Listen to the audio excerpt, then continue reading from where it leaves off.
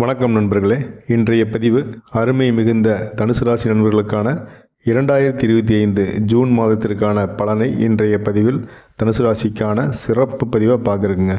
Friends, வழக்கம் போல் இந்த பதிவு ஜூன் மாதத்திற்கான கிரகநிலை பலன்கள், தொழில், வியாபாரம், நிதிநிலை, குடும்பம், மாணவர்களுக்கு எப்படி இருக்குது, பெண்களுக்கான பலன் எப்படி இருக்குது, இந்த மாதம் செய்ய வேண்டிய வழிபாடு என்ன, பரிகாரம் என்னன்னு சொல்லி தனித்தனியாக தெளிவாக சூப்பராக பார்க்குறோம். ஸோ ஸ்கிப் பண்ணால் பாருங்கள். அதே நேரம் நீங்கள் இன்னும் நம்ம சேனலை சப்ஸ்கிரைப் பண்ணால் வீடியோ பார்த்துருக்கீங்கன்னா சப்ஸ்கிரைப் பண்ணி ஒரு பெரிய ஆதரவு கொடுங்க. ஜூன் மாதத்திற்கான கிரகநிலைன்னு பார்க்கும்போது மாத தொடக்கத்தில் 10க்கு அதிபதியான புதன் பகவான் நாளில் இருக்கக்கூடிய நிலையில் 5க்கு அதிபதியான செவ்வாய் பகவான் மாதம் முழுவதும் தனுசு ராசிக்கு சாதகமாகவும், 2க்கு அதிபதியான சனி பகவான் மாதம் முழுவதும் 4ஆம் வீட்டிலும், 3 மற்றும் 9இல் ராகு கேதுவனுடைய நிலையும், மிதுன குருவின் பார்வை பலன் முழுமையாக கிடைக்கக்கூடிய மாதமாக தனுசு ராசிக்கு உள்ள நிலையில் இந்த மாதம் தர்ம கர்மாதிபதினு சொல்லக்கூடிய ஒரு யோகம் ஆக்டிவ் ஆகுது. புதன் பகவானும் குரு பகவானும் சூரிய பகவானும் இணையக்கூடிய இந்த நேரம் இந்த யோகத்தை தனுசு ராசிக்கு உங்களுக்கு ஆக்டிவ் பண்ணி தராங்க. அதே நேரம் 5இல் சுக்கிர பகவான் இருக்காருங்க.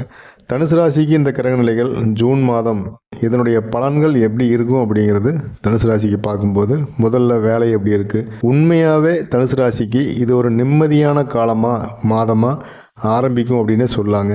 இனிமேல் எல்லா காலமே வரும் காலங்கள் முன்னேற்றம் அப்படிங்கிறது படிப்படியாக நீங்கள் பார்க்க முடியும். அதாவது கடந்த சனி பயிற்சியாக இருக்கட்டும், அதுக்கு அடுத்து நடந்த ராகுகேது பயிற்சியாக இருக்கட்டும், இப்போ நடந்த குரு பயிற்சியாக இருக்கட்டும், இது எல்லாமே தனுசு ராசிக்கு சாதகமாகவும் எந்தவித பாதகமும் இல்லை அப்படின்னே சொல்லாங்க.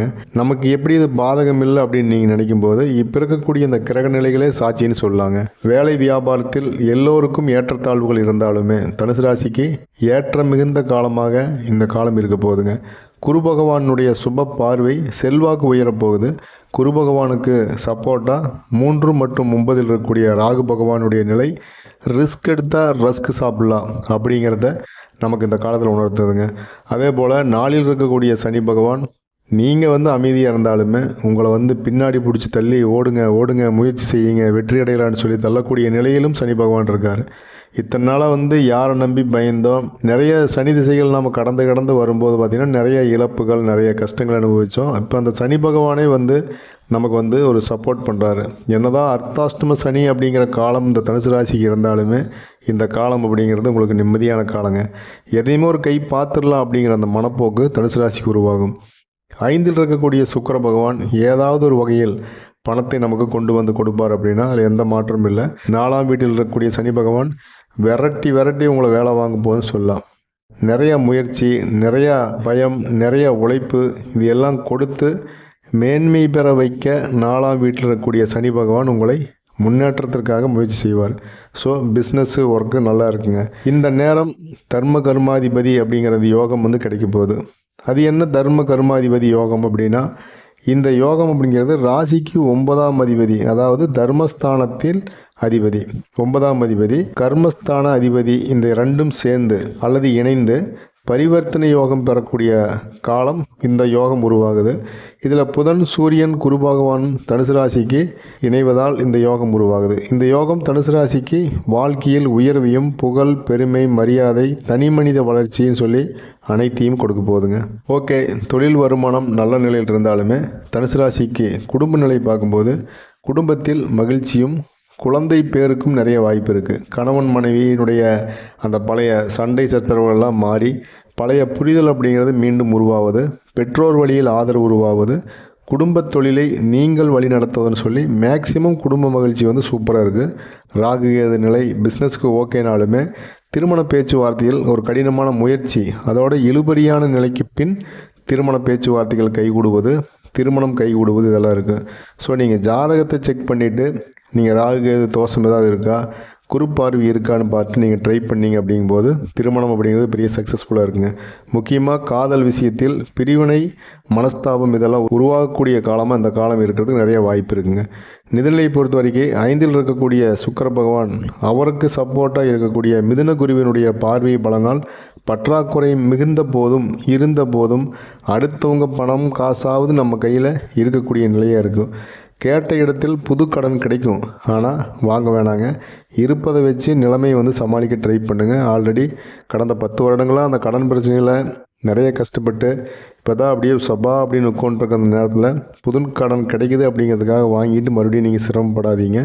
ஸ்கூலு, காலேஜு, மேரேஜு, கோவில் ஃபங்க்ஷன் சொல்லி சுப செலவுகள் நிறைந்து இந்த மாதம் காணப்படுவதால் அதுக்கு தகுந்த மாதிரி பணத்தை வந்து ரெடி பண்ணி வச்சுக்கிறது, பணத்தை கையில் வச்சுக்கிறது, பணத்தை வந்து தேவையில்லாத மற்ற வேலைக்கு நீங்கள் செலவு பண்ணுறது இல்லாமல் நீங்கள் கையில் எப்போ ஒரு 4 காசு வச்சுக்கிறது கொஞ்சம் பெஸ்ட்டாக இருக்குங்க.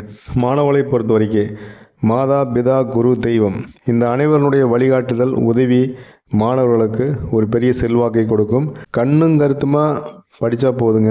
இப்போ படித்து முடித்த மாணவர்களுக்கு அறிவியல் சார்ந்த துறை, மருத்துவத்துறை, ஆராய்ச்சி படிப்பு போன்ற படிப்புக்கு முன்னுரிமையாக நீங்கள் ட்ரை பண்ணும்போது காலேஜில் சீட்டு கிடைக்கிறதுக்கு நிறைய வாய்ப்பு இருக்குது.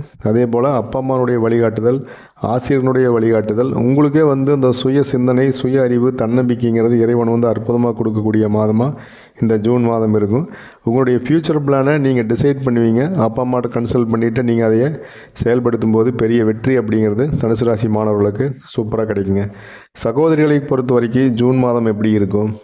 மாதத்தின் முதல் பாதி அனைத்துமே வந்து உங்களுக்கு சாதகமாக இருக்கும்.